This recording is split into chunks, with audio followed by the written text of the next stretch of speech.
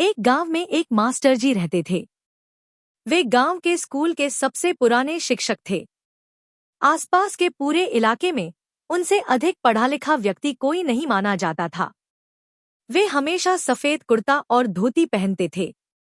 उन्हें अपने ज्ञान और समझदारी पर बहुत घमंड था। मास्टर जी को अपनी बहादुरी और बुद्धिमानी के किस्से सुनाने का बहुत शौक था।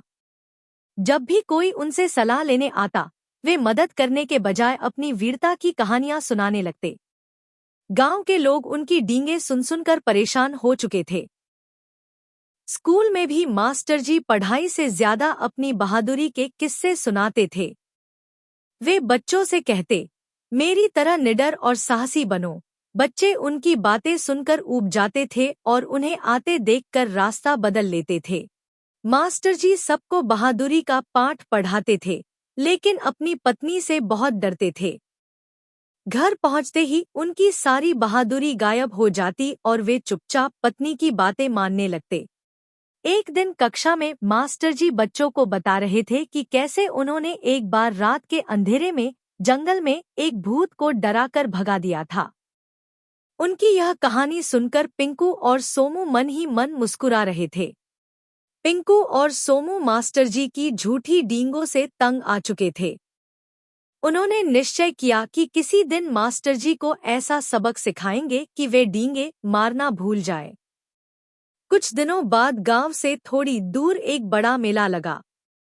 मास्टर जी की पत्नी ने मेला देखने और अपनी मां के घर जाने की इच्छा जताई।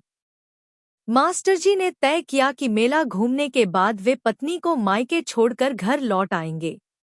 मास्टर जी और उनकी पत्नी मेले में पहुंचे। दोनों ने झूले झूले, दुकानों पर घूमे और मेले का भरपूर आनंद लिया। उसी मेले में पिंकू और सोमू भी घूम रहे थे और उन्होंने मास्टर जी को देख लिया। धीरे धीरे शाम हो गई। मास्टर जी को सुनसान रास्ते का ध्यान आया। उन्होंने जल्दी से अपनी पत्नी को उसकी मां के घर छोड़ा और स्वयं घर की ओर निकल पड़े। पिंकू और सोमू भी घर लौट रहे थे। उन्होंने देखा कि मास्टर जी अकेले सुनसान रास्ते से जा रहे हैं। दोनों चुपचाप उनके पीछे पीछे चलने लगे। रास्ते में घना अंधेरा था। दोनों ओर कांटेदार झाड़ियां थी और तेज हवा चल रही थी। मास्टर जी के मन में डर बैठ चुका था। वे भगवान का नाम लेते हुए धीरे धीरे आगे बढ़ रहे थे।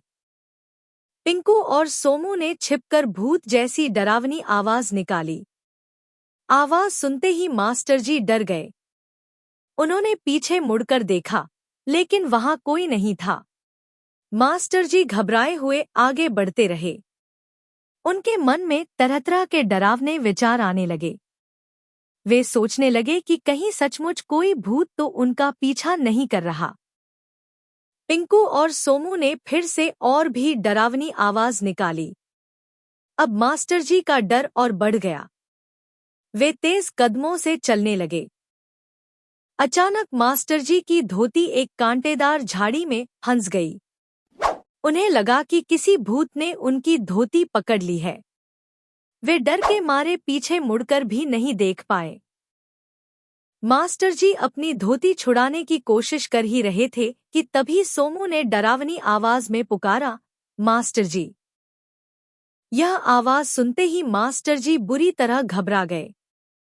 उन्होंने अपनी धोती की परवाह नहीं की, जूतियां सिर पर रखीं और जान बचाकर भाग खड़े हुए।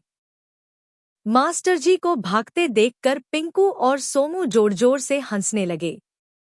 अब उन्हें समझ आ गया था कि मास्टर जी की बहादुरी सिर्फ बातों में थी।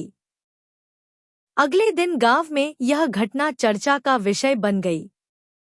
सभी को पता चल गया कि मास्टर जी कितने डरपोक थे। इसके बाद उन्होंने डींगे मारना काफी हद तक कम कर दिया।